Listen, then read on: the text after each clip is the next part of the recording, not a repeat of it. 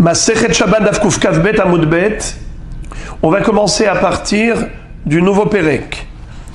Kol hakelim nitalin beshabbat vedaltotehen imahen. Afal pi shenitparku beshabbat. Ce Perek-là va traiter du sujet de Moukhtse. Hachamim ont interdit de déplacer certains objets pendant Shabbat et on les appelle Moukhtse. Moukhtse, ça veut dire quelque chose qui est éloigné, que l'on met au katsé, à l'extrémité. Ça veut dire qu'on l'écarte de notre champ de vie, de notre champ d'action. Moukhtse. Alors, il y a ici un chidouche, c'est de nous dire qu'un keli, ici, on parle précisément d'un meuble. Un meuble qui avait une porte. Par exemple, une armoire. L'armoire elle-même n'est pas moukhtse, puisque c'est un keli utilisable, déplaçable. Maintenant, la porte de ce meuble s'est détachée pendant Shabbat. Elle s'est décrochée. Donc maintenant, on a une porte qui se trouve par terre. Est-ce qu'on a le droit de la prendre avec la main? Ou bien est-ce que c'est moukhtse? A priori, ça devrait être moukhtse, puisque cette porte maintenant, elle ne sert à rien, puisqu'on n'a pas le droit de réparer le keli pendant Shabbat, on n'a pas le droit d'emboîter la porte dans le meuble, ce qui fait que, normalement, cette porte, elle devrait être moukhtse. Et pourtant, la Mishnah nous dit que non, il est permis de déplacer la porte. Et ce, pour quelle raison? Étant donné qu'à l'entrée du Shabbat, cette porte-là, elle faisait partie intégrante du meuble. Et le meuble, c'est un keli qui est déplaçable lui-même. Alors, toutes les parties du meuble étaient déplaçables à l'entrée du Shabbat. Alors, même si au milieu du Shabbat, la porte s'est détachée du meuble, la porte n'est pas moukhtse. Et c'est ça le premier enseignement de cette Mishnah. Répétons. Kol hakelim nitalin beshabbat. Tous les meubles sont déplaçables pendant Shabbat. Vedaltotehen imahen afal pi shenitparku. Et même avec leur porte, c'est-à-dire que la porte elle-même, même si nitparku, elle s'est démontée, elle s'est détachée du meuble, on a le droit de la déplacer pendant Shabbat. Chez Enan domim les daltot abayit, les filles chez Enan minamuchan. Et ça ne ressemble pas à une porte de maison qui s'est cassée, qui s'est arrachée. Une porte de maison, si pendant Shabbat, elle s'est détachée, eh bien cette porte, on n'a pas le droit de la déplacer. Elle est moukhtse. Quelle différence y a-t-il entre une porte de maison qui s'est détachée de la maison ou une porte de meuble qui s'est détachée du meuble? Pourquoi la porte du meuble n'est pas moukhtse et la porte de la maison est moukhtse? La différence, c'est que la porte de la maison n'était pas censée être portée avant Shabbat. Elle était fixée à la maison qui est fixée au sol.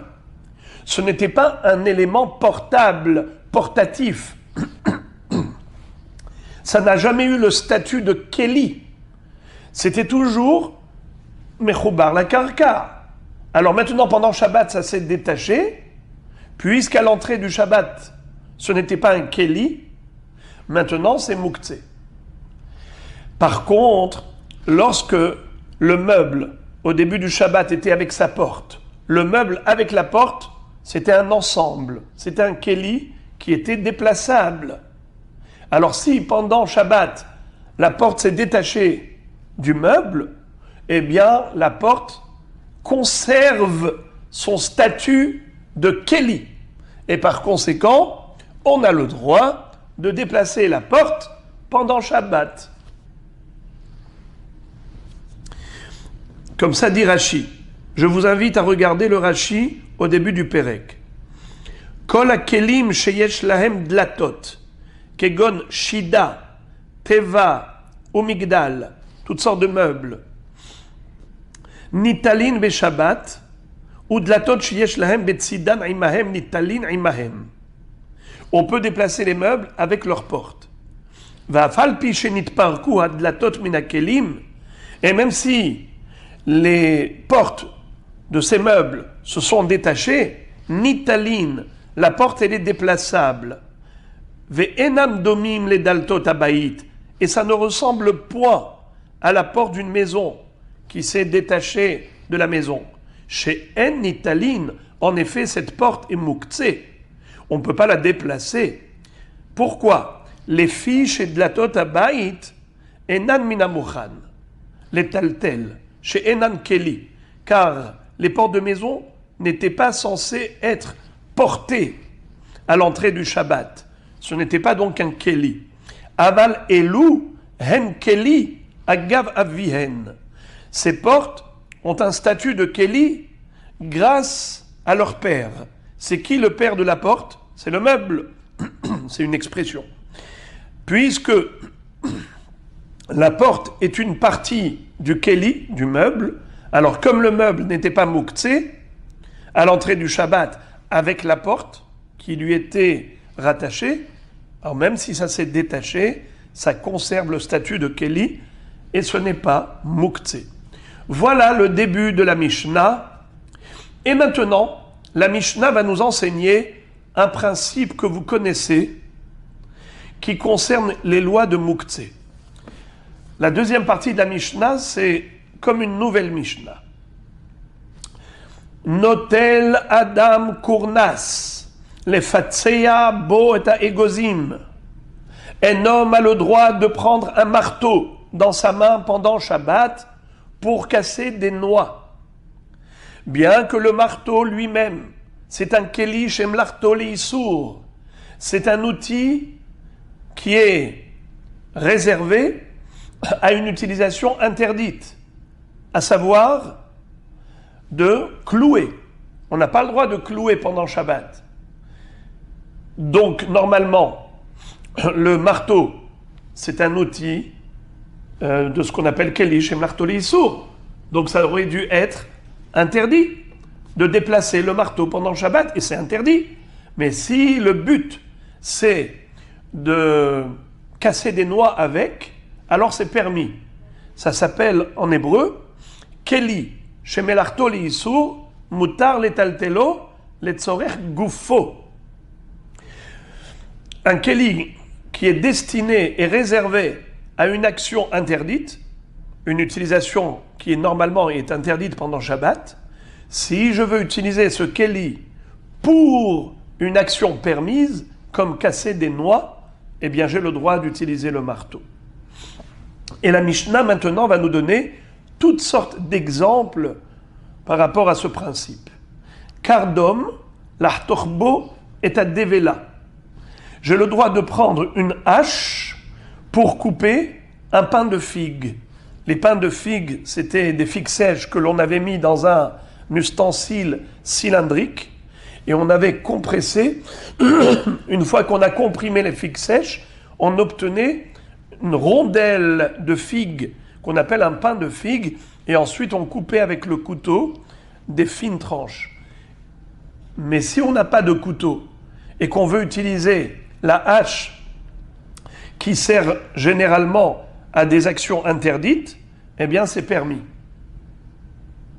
Puisque maintenant je veux l'utiliser que pour couper des figues, un pain de figue. Megera, la gorbo et agvina. Si je n'ai pas de couteau pour trancher le fromage dur, j'ai le droit d'utiliser une scie qui généralement sert à couper du bois, donc une action interdite Shabbat, mais comme maintenant je veux l'utiliser pour couper du fromage, chose permise pendant Shabbat, j'ai le droit d'utiliser la scie. Également, ma grefa, kedeli grof ba et grogrot. J'ai le droit d'utiliser une truelle pour gratter les figues qui sont restées collées au fond du tonneau d'argile.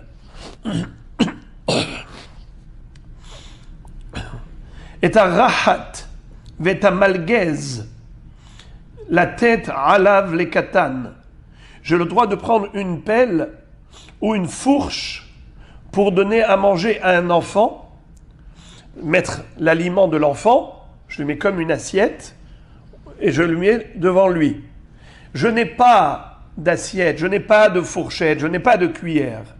J'ai le droit d'utiliser des outils qui sont muktzeh, qui normalement sont kli chez mlarto les issour, mais étant donné que maintenant je veux l'utiliser pour une action permise, c'est moutar. Donc je répète, prendre une pelle ou une fourche qui sert à l'agriculture. Donc normalement, je n'ai pas le droit de déplacer ces outils, puisqu'on n'a pas le droit de faire de l'agriculture pendant Shabbat. Mais si mon but, mon objectif, c'est d'utiliser ces outils pour une action permise, comme donner à manger à l'enfant, c'est permis. Et ta couche, vet à kirkar, lithovbo, mahat shel yad. Pardon, lithovbo, excusez-moi. Je répète. Et ta couche, vet à kirkar, lithovbo. C'est-à-dire, lorsque j'ai envie de manger, par exemple, des fraises, généralement, on prend comme des cure-dents, des tiges pointues, des brochettes, des broches, et on prend la broche, on met dans la fraise et on mange. Maintenant, je n'ai pas de broche qui soit réservée spécialement aux fraises, aux fruits. Je n'ai pas. Je n'ai pas de fourchette. Mais qu'est-ce que j'ai ? J'ai le fuseau de celui qui va fabriquer le fil. Ou j'ai le bâton du tisserand, que le tisserand utilise généralement pour séparer les fils de la chaîne. Eh bien, si je n'ai que ça pour manger les fruits, est-ce que je peux les utiliser ? Réponse, oui, c'est permis, pour la même raison.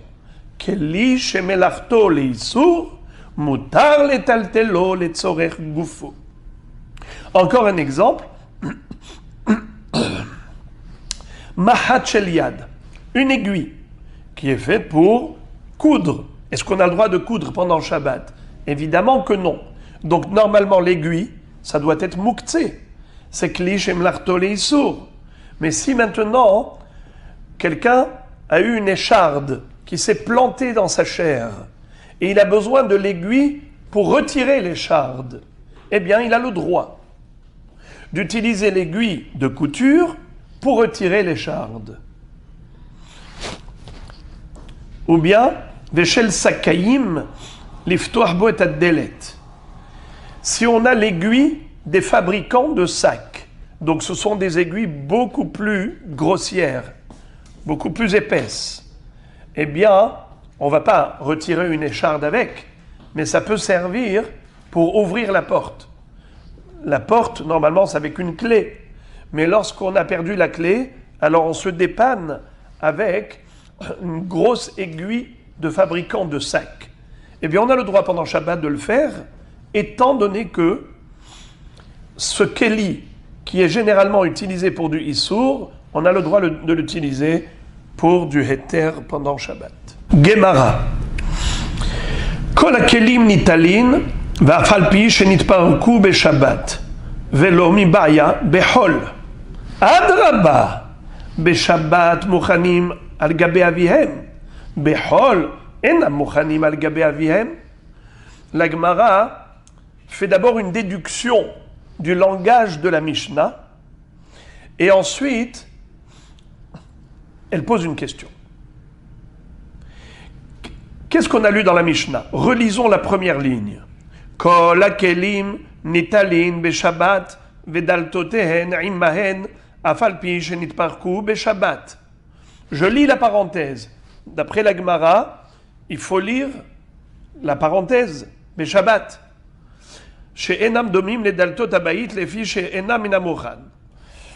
Qu'est-ce que la Mishnah nous a dit ? En gros, qu'on a le droit de déplacer des portes qui se sont détachées du meuble, même si ça s'est détaché du meuble pendant Shabbat.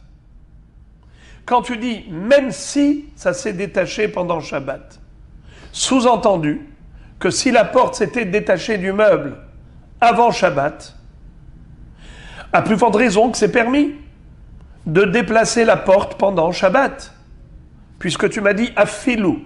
Même si ça s'est déplacé pendant Shabbat, ça s'est défait, et que la porte s'est décrochée du meuble pendant Shabbat, elle est tombée, j'ai le droit de la déplacer.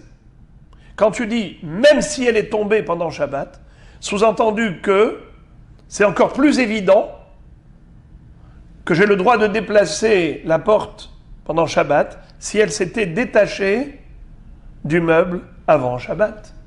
Or, la Gemara dit, c'est faux. C'est faux. Car si elle s'est détachée pendant Shabbat, je peux comprendre pourquoi ce n'est pas mouktsé. Étant donné qu'à l'entrée du Shabbat, la porte faisait partie intégrante du meuble, donc puisque c'était un kéli à l'entrée du Shabbat, alors pendant tout le Shabbat, cette porte, elle a un statut de kéli. Et on a le droit de la déplacer. Tandis que si la porte s'était détachée avant Shabbat, alors justement, il y a lieu de dire que déjà à l'entrée du Shabbat, cette porte était mouktsé, puisque cette porte, elle ne servait à rien. À l'entrée du Shabbat, c'est à ce moment-là que le statut de mouktsé est fixé. C'est par rapport à l'entrée du Shabbat. Vous vous rappelez de cette phrase magique Migod itketsai ben hashmashot, itketsai kule yoma. Puisque c'était mouktsé ben hashmashot à l'entrée du Shabbat, ça reste mouktsé tout le Shabbat. Donc on comprend pour le contraire, que si à l'entrée du Shabbat, ce n'était pas mouktsé, ça faisait partie intégrante du Kéli, alors ça reste déplaçable tout le Shabbat. Comment tu es en train de me dire qu'à plus forte raison, si la porte s'est détachée du meuble avant Shabbat, que c'est sûr que j'ai le droit de la déplacer pendant Shabbat. Hafour! Si elle s'est détachée avant Shabbat, donc à l'entrée du Shabbat, cette porte ne servait à rien. Donc elle était mouktsé. Donc d'Afka, la logique veut d'interdire plus une porte qui s'est détachée du meuble avant Shabbat plutôt que détachée du meuble pendant Shabbat. Alors comment tu comprends le mot afilou? Réponse. Amar Abaye, Hachi Ka'amar. Voici ce que voulait dire la Mishnah. Kol hakelim nitalin beshabbat vedaltotehen imahem va'afalpi shenitparku behol nitalin beshabbat. Qu'est-ce que ça veut dire? Le mot beshabbat, d'après Abaye, ne se rapporte pas au verbe nitparku. C'est en fait beshabbat nitalin. On s'explique. Ce que la Mishnah voulait dire, que tous les kelim, tous les meubles, on a le droit de les déplacer pendant Shabbat, avec leur porte, évidemment, qui est intégrée dans le meuble. Ça, c'est clair. Et après, qu'est-ce qu'elle nous dit, la Mishnah? Falpi shenitparku behol nitalin beshabbat. Il ne faut pas lire Afalpi shenitparku beshabbat. Il ne faut pas lire comme ça. Afilou, Afalpi shenitparku beshabbat. Il ne faut pas lire comme ça. Il faut lire Afalpi shenitparku, virgule, beshabbat. Afalpi shenitparku behol nitalin beshabbat. Donc le beshabbat ne se rapporte pas au verbe nitparku beshabbat.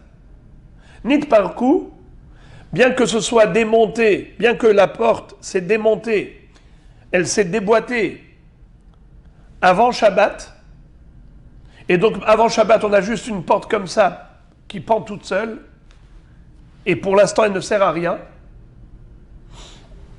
Malgré tout, nitalin beshabbat, on peut la déplacer pendant Shabbat, et donc à plus forte raison, une porte qui s'est détachée du meuble pendant Shabbat, évidemment qu'on a le droit de la déplacer pendant Shabbat, Car si déjà une porte qui s'est détachée avant Shabbat, qui ne servait à rien, ben hashmashot, tout de même on a le droit de la déplacer pendant Shabbat. Pourquoi? Étant donné que elle est destinée à être remise, étant donné qu'elle était d'un Keli avant, elle faisait partie d'un Keli auparavant, et elle est réservée et destinée à être remise dans ce Keli après Shabbat. Donc même si à l'heure qu'il est, elle s'est détachée, elle conserve tout de même le statut de Keli et elle n'est pas mouktsé. À plus forte raison, si à l'entrée du Shabbat, elle faisait partie intégrante du Keli et qu'elle s'est détachée du meuble pendant Shabbat, c'est évident que ce n'est pas mouktsé. Kalvachomer. Si déjà la porte qui ben hashmashot ne faisait pas partie du meuble, on a le droit de la déplacer pendant Shabbat. Kalvachomer, une porte qui à l'entrée du Shabbat faisait partie intégrante du Keli. Donc on a une très belle réponse de Abaye. Et maintenant la Gemara continue de développer ce sujet. Tanu Rabbanan delet shel shida veshel teva veshel migdal notlin aval lo mahzirin veshel lul shel tarnegolim lo notlin velo mahzirin. Qu'est-ce que nous enseigne cette baraïta? Maintenant, elle ne va pas nous parler du mouktsé. Elle va nous parler de la melacha, l'interdiction de réparer un keli pendant Shabbat. Est-ce qu'il y a un interdit ou pas d'emboîter la porte dans les gonds du keli? Est-ce que c'est permis, c'est interdit? C'est de cela qu'on va parler maintenant. La Braïta nous dit qu'il y a deux sortes de portes. Il y a des portes qu'on a le droit de remettre en place et il y a celle qui est interdite. Si c'est une porte de Shida, Teva ou Migdal, de meubles qui sont mobiles, c'est permis. Si c'est une porte de poulailler qui est fixée au sol, c'est interdit d'emboîter la porte dans les parois du poulailler. Lisons. Delet, une porte. Shel Shida. Shida, c'est généralement une petite calèche pour les femmes. Et il y avait une porte qu'on ouvrait de la petite calèche. Et elle montait à l'intérieur et on fermait la porte. Alors cette porte, c'est déboîté. Est-ce qu'on a le droit de la remettre? Ou bien chez le Teva, d'un coffre. La porte d'un coffre qui s'est déboîté. Et chez le Migdal. Migdal, c'est une armoire. Alors la porte d'une Shida, ou d'une Teva, ou d'un Migdal, notlin, avalo mahzirin.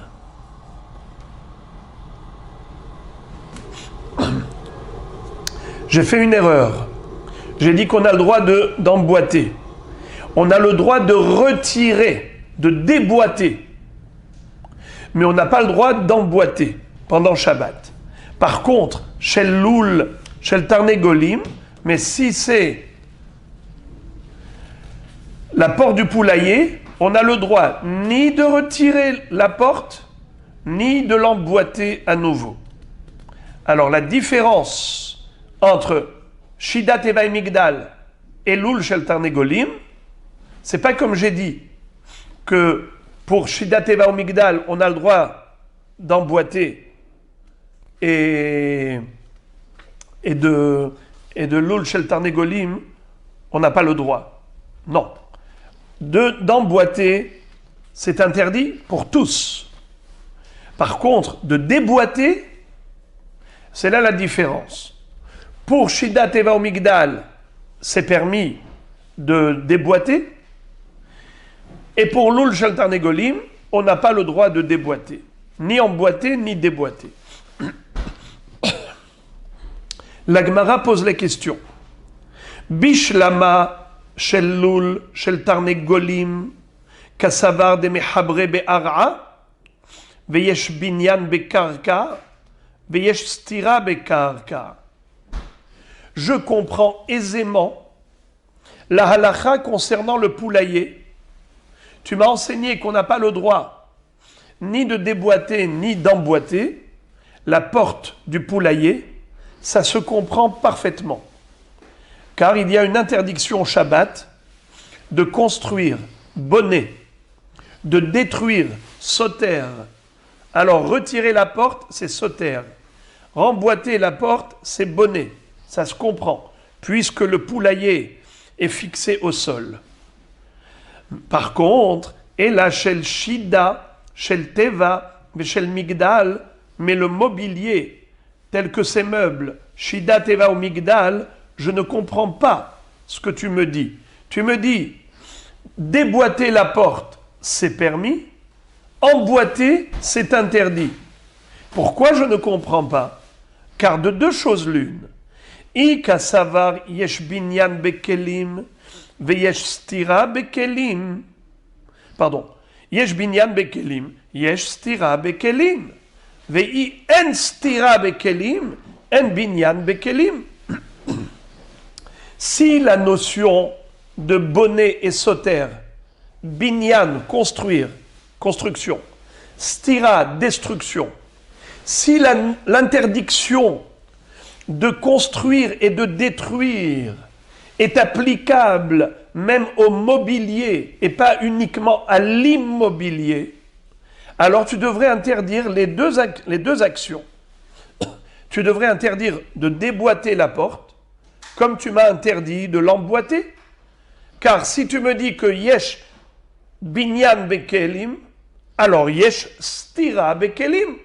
Si tu me dis que la notion de construction existe pour les meubles mobiles, alors si c'est assourd de construire et d'emboîter la porte, tu devrais m'interdire également de déboîter la porte. Parce que s'il y a l'interdit de bonnet, il y a l'interdit de sauter. S'il y a binyan, il y a stira. Et si tu penses que en stira bekelim, alors en binyan bekelim. S'il n'y a pas d'interdiction de destruction des meubles, du mobilier, alors tu ne devrais pas non plus m'interdire la construction des kelim. En binyan bekelim. Alors je ne comprends pas cette baraïta. Là, on va avoir deux réponses. L'une de Abaye et l'autre de Rava. Amar Abaye, Le'olam kassavar, yesh binyan bekelim, veyesh stira bekelim, veshenitelu ka'amar. Qu'est-ce que ça veut dire? Abaye dit que, évidemment, c'est assourd de construire un keli, et c'est assourd de le détruire. Et en réalité, pendant Shabbat, on ne peut ni déboîter la porte, ni l'emboîter. Alors, que voulait dire la Mishnah quand elle a dit « Notlin aval lo mahzirin » Notlin, il ne faut pas traduire comme on l'a dit, Notlin, on a le droit de déboîter pendant Shabbat. Aval lo mahzirin, mais on n'a pas le droit d'emboîter. C'est pas comme ça qu'il faut comprendre. Il faut comprendre im nitlu. Shenitlu. Ça veut dire que avant Shabbat, la porte s'est déboîtée. Ou même pendant Shabbat, la porte s'est déboîtée d'elle-même. Il y a eu un enfant qui est passé en courant, il a cassé.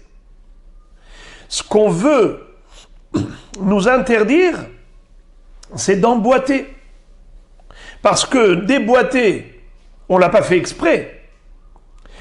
Notlin, il ne faut pas le traduire comme une action voulue intentionnellement. Il faut traduire notlin dans le sens de nitlu, que malgré nous, la porte s'est déboîtée, sans le vouloir. Alors qu'est-ce que nous dit la Mishnah? Lo mahzirin, interdit de remettre. Pourquoi interdit de remettre la porte? Car yesh binyan ou stira bekelim. Car Shabbat il est interdit de construire des kelim ou de les détruire, autant que pour l'immobilier. Comme on n'a pas le droit de construire sur le sol, de détruire sur le sol, pareil pour les kelim. Donc la réponse de Abaye est claire. Mais Rava n'est pas d'accord pour deux raisons. Amar le Rava, shte tshuvot badavar. Rava lui dit, j'ai deux objections pour réfuter ton explication. Hada de nitalin katane. Premièrement, la Mishnah n'a pas parlé dans un langage d'a posteriori. Im nitlu. Elle n'a pas dit ça. Elle a dit notlin.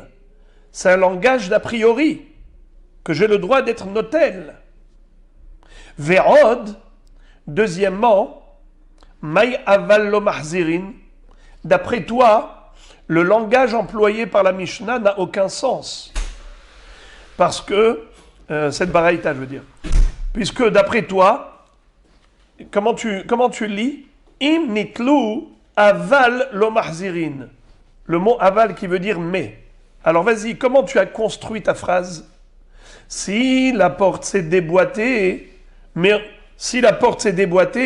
mais on peut la remettre. C'est pas comme ça qu'on parle.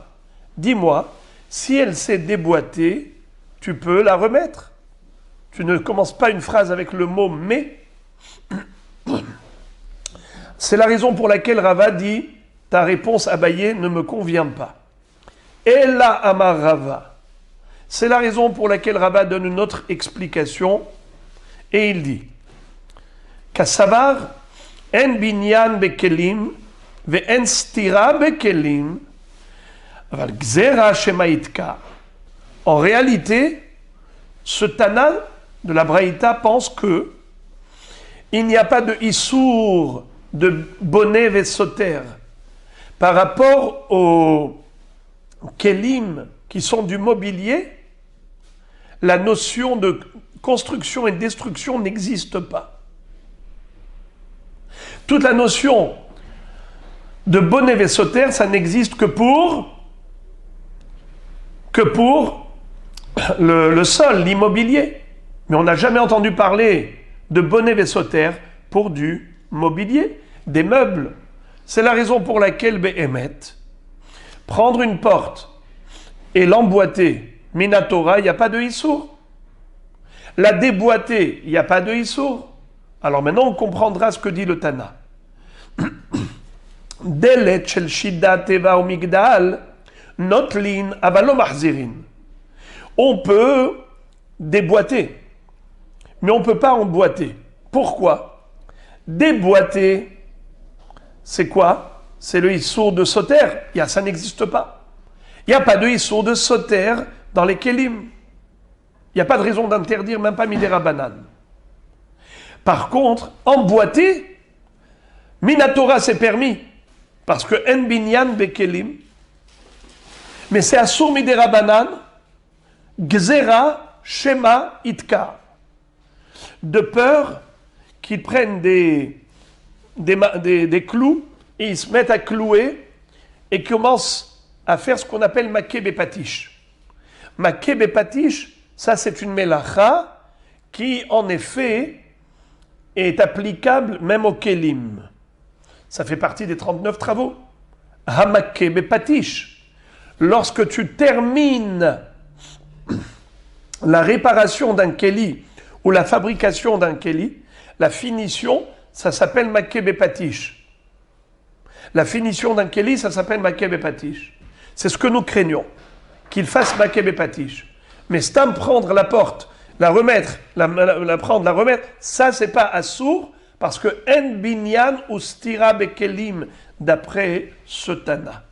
Voilà comment Rava a répondu à la question, et donc on a compris pourquoi, pour le loul chez le Tarnégolim, le poulailler qui est fixé au sol, évidemment, on ne peut ni déboîter ni emboîter, car là, s'applique l'interdit, on applique l'interdiction de bonnet vesoter, puisque c'est de l'immobilier.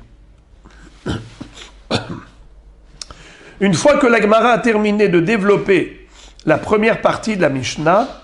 Maintenant, elle va développer la deuxième. Comme je vous avais dit, que dans cette Mishnah, on a comme deux Mishnayot.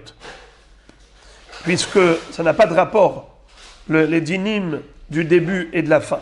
Le seul point commun, c'est qu'on parle de Muktzeh tout le long de la Mishnah. Alors, je vous rappelle qu'est-ce qu'on avait appris dans la seconde partie. Keli shemelachto leisur, mutar letaltelo, letzorer gufo, c'est-à-dire qu'un keli qui généralement est utilisé pour des actions interdites, des opérations qui s'appellent une melacha interdite Shabbat, cet objet n'est pas déplaçable. Il est muktzeh pendant Shabbat. Par contre, j'ai le droit d'utiliser ce keli shemelachto leisur pour une action qui est muteret, telle que le marteau pour casser des noix. Normalement, le marteau, c'est pour clouer, et donc je n'ai pas le droit de le déplacer. Mais si c'est pour casser des noix, c'est permis.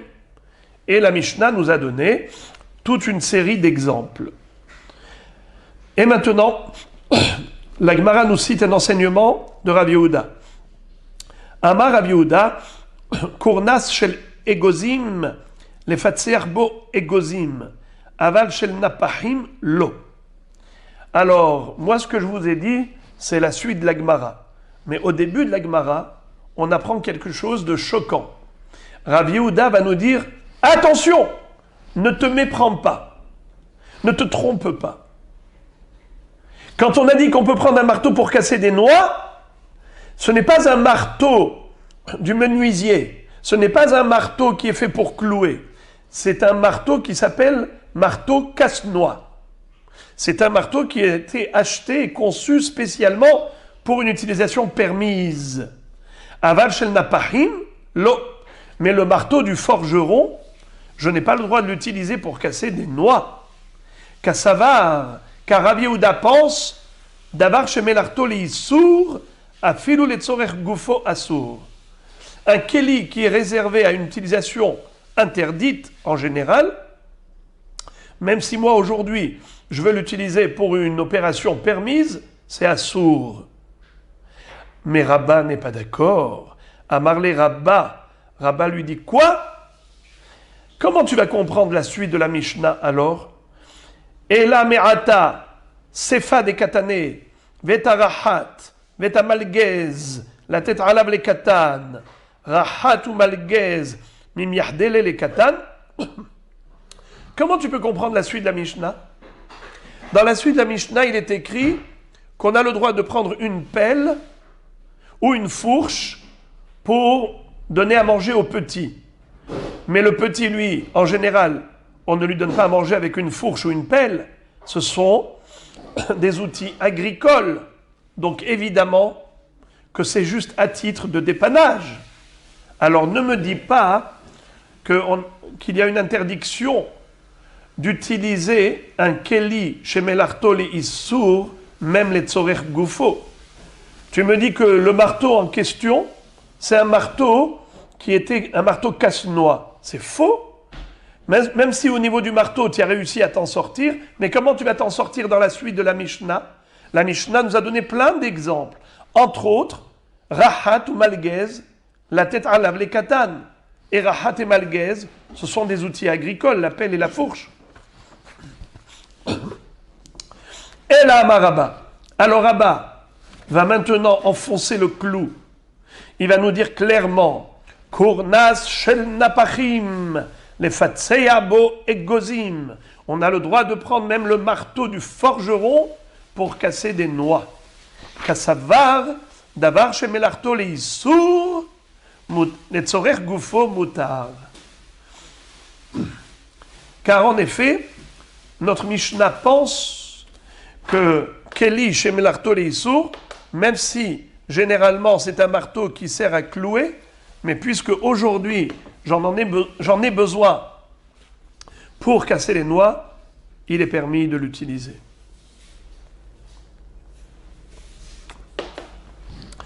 Alors Abaye rebondit là-dessus et il dit à Rabba, Je ne comprends pas comment tu peux dire une chose pareille. Qu'il est autorisé d'utiliser un marteau pour casser des noix, un marteau du forgeron pour casser des noix. En d'autres termes, Keli shem l'arto li sour, mutar letaltelo letzorer gufo. Pourtant, nous avons appris dans une braïta, Etive Abaye les rabbins. Abaye a adressé une objection à Rabat basée sur la braïta suivante. Medoucha. Medoucha, c'est un mortier où on va piler dedans toutes sortes de choses, toutes sortes de légumes, toutes sortes d'épices. Medoucha. Rabotaï, Medoucha, un mortier avec le pilon. Est-ce que c'est Mouktsé Shabbat, oui ou non? Réponse oui. Car on n'a pas le droit de piler pendant Shabbat. C'est l'interdiction de Tohen, moudre. Moudre, c'est une mélacha interdite Shabbat. Et pourtant, qu'est-ce qui est écrit dans la Braïta? Medoucha, im yeshba shum metaltelinota, veim lav en metaltelinota. Si dans ce pilon, dans ce mortier, il y avait de l'ail depuis avant Shabbat. Moi, avant Shabbat, j'ai pilé de l'ail. Et l'ail est resté dans le mortier. Étant donné que le mortier est le support de l'ail, j'ai le droit pendant Shabbat de prendre le mortier comme une assiette et de la porter à table et ainsi de suite. Mais si le mortier était vide avant Shabbat, Abaye dit, c'est assourd, puisque tu vois qu'on nous a permis de déplacer le mortier, la medoucha, que dans la mesure où il y avait dedans de l'ail. Mais s'il n'y avait pas de l'ail avant Shabbat et de l'ail pendant Shabbat, eh bien c'est assourd de transporter une medoucha vide pour mettre dedans par exemple des fruits. Voilà, moi je n'ai pas d'assiette et je voudrais servir à mes invités des fruits. Qu'est-ce que je fais? Je prends la medoucha, le mortier, je le remplis de fruits et je le mets comme un plateau de fruits à table. On ne m'a jamais permis une chose pareille. On m'a permis d'utiliser le mortier comme assiette que s'il y avait déjà à l'entrée du Shabbat, il y avait déjà dedans un aliment. Il lui a répondu, bonne question. Voici la réponse. Amarle ha mani Rabbi Nehemiahi de Amar en kelinital ela letzorer tashmisho. C'est-à-dire, Rabbi Nehemia nous dit quelque chose d'incroyable. On verra ça dans le Daf Kouf, même Dalet, qu'à propos du Mouktsé, Rabbi Nehemia est ultra mahmir. Il est très strict. Et il nous dit qu'on n'a pas le droit de déplacer pendant Shabbat des outils, des ustensiles, même des ustensiles qui sont réservés à une utilisation permise. On ne peut déplacer cet objet que pour l'utilisation à laquelle il est dédié et réservé. Mais tu ne peux pas utiliser même pas un keli de héter pour une autre action de héter. Par exemple, une fourchette, c'est pour manger avec. Un couteau, c'est pour couper avec. Donc le couteau, c'est pour couper. La fourchette, c'est pour tenir l'aliment et manger. Est-ce que j'ai le droit, par exemple, de prendre un couteau pendant Shabbat et de planter dans la pomme de terre et manger avec le couteau? Normalement, vous allez me dire, oui, c'est permis. Eh bien, figurez-vous que Rabbi Nehemia dit non. Rabbi Nehemia est très strict. Il dit que tout keli ne peut être déplacé Shabbat que pour l'utilisation à laquelle il a été réservé.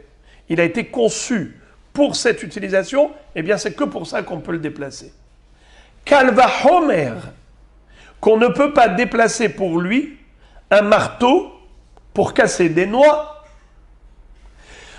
Si déjà, comme je vous ai dit, un couteau, une fourchette, kli shem l'arto, les héter, je n'ai pas le droit de le déplacer pour une autre action, à plus forte raison que je n'ai pas le droit de prendre un marteau pour casser des noix avec, car le marteau c'est fait pour clouer, c'est pas fait pour casser des noix.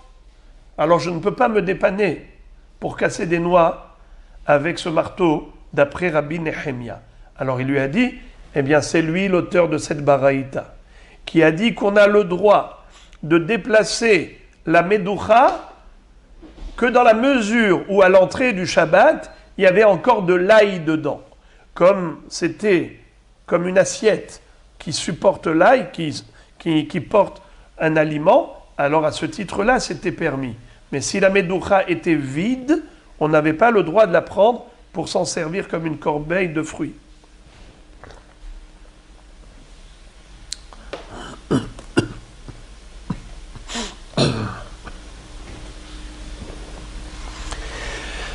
Et Tivé, alors Rabba y a posé à Rabba encore une autre question. Comment, Rabba, tu peux dire qu'on a le droit de prendre un outil qui est assourd pour une action qui est permise, comme le marteau des forgerons pour casser des noix? Comment tu peux dire une chose pareille? Pourtant, il y a une baraïta qui parle de Yom Tov, qui nous cite la mahloket de Bet Shammai Bet Hillel à propos de Yom Tov. Qu'est-ce qui est écrit? Bet Shammai Ombrim, En notlin et ha'eli, le katsev alav basar, ou Bet Hillel matirin, veshavin, sheim kitsev alav basar, she asur letaltelo. Qu'est-ce que ça veut dire? Ha'eli, c'est une planche qui servait à l'époque pour concasser du blé. Concasser le blé. À l'époque, ils étaient très forts en matière de concassement du blé. Comment ils faisaient? Ils allaient prendre une planche et ensuite un pilon, et ils donnaient un coup, ils coupaient en deux. Après encore un coup, en trois, en quatre, en cinq. Vous vous rappelez ce qu'on avait appris dans la Sechet Brachot? Hilka, Tragis. Alors, est-ce qu'on a le droit pendant Yom Tov de moudre du blé? Interdit. Alors, la planche qui sert à concasser le blé, c'est mouktsé ou pas? Oui, c'est mouktsé. Si maintenant j'ai besoin de couper de la viande, il me faut une planche. Ai-je le droit d'utiliser ce ha'eli? Alors Bet Shammai disent non. En notlin et ha'eli le katsev alav basar. Ou Bet Hillel matirin. Bet Hillel disent oui, c'est permis. Veshavin, mais après, tous les deux sont d'accord. Sheim kitsev alav basar, chez asur letaltelo. C'est-à-dire, une fois qu'on a terminé de couper de la viande, on n'a pas le droit de déplacer le ha'eli. Et pourtant, on t'a permis que pour la viande, mais on t'a pas permis pour autre chose. Et si moi maintenant j'ai besoin de prendre ce ha'eli pour, par exemple, me mettre dessus du pain et servir à table, interdit. Pourquoi interdit? Pourtant toi tu m'as dit que kli shemlarto le isur, mutar le taltelo le tzorer gufo. Alors la Gemara dit comme ça. Savar les chanouyele qui Rabbi Nehemia. Au début, Rabba a voulu lui répondre comme il a déjà répondu précédemment. L'auteur de cette baraïta, c'est Rabbi Nehemia, qui lui fait dire à Bet Hillel que c'est assourd de déplacer une planche pour autre chose que ce à quoi elle est réservée. Un keli pour autre chose que ce à quoi il est destiné. Mais après, il a changé d'avis. Il lui a donné une autre réponse. Kevan de Sham'a leha de Amar Rabbi Hinena bar Shlamia mishme de Rav, lorsqu'il a entendu ce qu'on a dit au nom de Rav, Hakol modim besike ziare ou mazore de Kevan de kapid alayhu miahed lehu makom achanam miahed lehu makom. Qu'est-ce que ça veut dire? Il a appris une halakha c'est la halakha que l'on appelle Mukhtse Mehamat Hissaron Kis. Vous savez qu'est-ce que c'est que Mukhtse Mehamat Hissaron Kis? Un objet qui est précieux. Un outil qui sert aux professionnels pour sa parnassa. Par exemple, un couteau de shrita. Est-ce qu'on a le droit d'utiliser un couteau de shrita pour couper des carottes pendant Shabbat? Réponse interdit. Pour quelle raison? Si tu vas me dire que, étant donné que le couteau de shrita est réservé à la shrita, qui est une opération interdite pendant Shabbat, et donc c'est kli chez melarto le issour, mais on a dit que kli chez melarto le issour, mutar letaltelo letzorer gufo, on a le droit de l'utiliser pour une action permise. Donc couper des carottes, c'est permis. Pourquoi je n'ai pas le droit de prendre le couteau de shrita? Réponse, le couteau de shrita, à part le fait qu'il soit réservé à la shrita, qui est une action interdite, en plus, miyahed lo makom. On le place, le couteau de shrita, dans un endroit qui est sécurisé, car on ne veut pas que quelqu'un le touche. Étant donné que le couteau de shrita, c'est très fragile, il peut facilement s'abîmer. Dès qu'il prend un coup, il y a une faille dans la lame, et après il n'est plus cachère pour la shrita. Il faut travailler des heures et des heures pour obtenir une lame qui soit parfaite, tranchante, sans la moindre faille, sans aucune pegima. Puisque il y a une perte d'argent, ce qu'on appelle hissaron kis, et donc miyahed lo makom, on le met dans un endroit sécurisé. Alors maintenant, il y a une double dimension. Non seulement que c'est un kli chez melarto le issour, mais en plus miyahed lo makom. Yeshbo hissaron kis. Alors, la même chose. Il a dit, tu veux savoir pourquoi, ici, je suis d'accord qu'on ne peut pas utiliser le eli pour autre chose, étant donné que le eli, c'est quelque chose de précieux. Les gens ne s'amusent pas à l'utiliser pour n'importe quoi. Alors, miyahed lo makom. C'est la raison pour laquelle on ne peut pas l'utiliser même pour une utilisation permise pendant Yom Tov. Et à propos de quoi Rav s'est exprimé quand il a dit que quelque chose qu'on est miyahed lo makom, alors c'est mukhtse, et on ne peut pas l'utiliser même pour une action permise, il a donné des exemples. Sike, ziare, mazore. C'est quoi sike? Alors, ce sont des outils qui servent à leur propriétaires pour des actions professionnelles, pour leur métier. C'est leur gagne-pain. Comme par exemple, ziare, c'est les planches du pressing, du dégraissage. Ça s'appelle ziare. On met la pression sur les vêtements pour les repasser. Mazore, c'est le bâton du tisserand qui tape sur le tissu au moment du tissage pour détendre.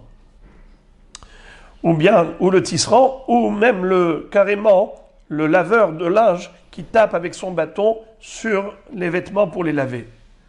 Et siké, ce sont des yétédot, ce sont des pieux, également qui sont des outils professionnels. Tout cela, étant donné que la personne ne veut pas les utiliser pour autre chose, eh bien c'est mukhtse et on ne peut pas l'utiliser même pour une action permise. Siké, il y a ceux qui expliquent que ce sont des aiguilles qui servent à séparer les fibres de soie. Yetedot ameshamshot, les srikat sive meshi. Itmar, Rabbi Chia bar Abba amar Rabbi Yochanan. Rabbi Chia bar Abba nous enseigne au nom de Rabbi Yochanan.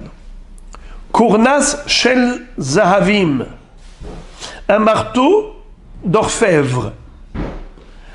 Kournas shel zahavim shaninu. La Mishnah, quand elle a dit qu'on a le droit d'utiliser des marteaux pour casser les noix, c'est même un marteau d'orfèvre. Rav Shaman bar Abba amar kournas shel bassamim shaninu. Il dit que c'est un kournas de bassam. C'est quoi Bassam? C'est un parfumeur. C'est quelqu'un qui va utiliser ce marteau pour moudre des épices ou des plantes parfumées. Quelle différence y a-t-il entre le premier Mandé Amar et le deuxième? Mandé Amar de Bassamim, Kol Sheken de Zahavim. Mandé Amar shel Zahavim, Aval shel Bassamim, Kapid Alayu. Celui qui a dit qu'on a le droit d'utiliser le marteau du parfumeur, a fortiori qu'on a le droit d'utiliser le marteau de l'orfèvre. Mais celui qui a dit qu'on a le droit uniquement le marteau de l'orfèvre, mais il ne permet pas d'utiliser le marteau du parfumeur. Quelle est la différence? La différence, c'est que le marteau de l'orfèvre, même s'il s'abîme un petit peu, c'est facile, on peut facilement, on lui donne un coup, et ensuite on aplanit la surface du marteau, et il n'y a pas de problème. C'est facile à réparer. Tandis que le bassam, si on utilise le marteau pour autre chose que des bessamim, si on va l'utiliser pour des choses qui sentent mauvais, eh bien ça va détériorer les bessamim par la suite, ça va donner un mauvais goût, une mauvaise odeur, il ne veut pas risquer. Donc ça s'appelle Keli Hashuv, Muktzeh Mehamat Hisaron Kis, et donc Miached Lo Makom, c'est sûr qu'il ne veut pas l'utiliser pour autre chose, et donc il est Muktzeh, et on n'a pas le droit de l'utiliser, même pour une opération qui est permise pendant Shabbat, telle que casser des noix.